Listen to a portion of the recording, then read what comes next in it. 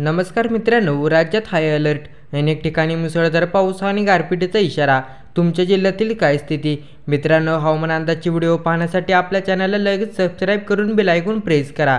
आजही राज्यातील अनेक जिल्ह्यांमध्ये पावसाचा अंदाज वर्तवण्यात आलेला आहे. पालघर वगळता संपूर्ण राज्यात पावसाचा इशारा देण्यात आलेला असून काही ठिकाणी येलो अलर्ट आणि ऑरेंज अलर्ट जारी करण्यात आलेला आहे. मध्य महाराष्ट्र आणि मराठवाड्यात अनेक जिल्ह्यात ठिकाणी विजांच्या कडकडाटासह वादळ, गारपीट आणि सोसाट्याचा वारा 50 ते 60 किमी प्रति तास वेगाने तसेच पाऊस पडण्याची शक्यता देखील वर्तवण्यात आलेली आहे.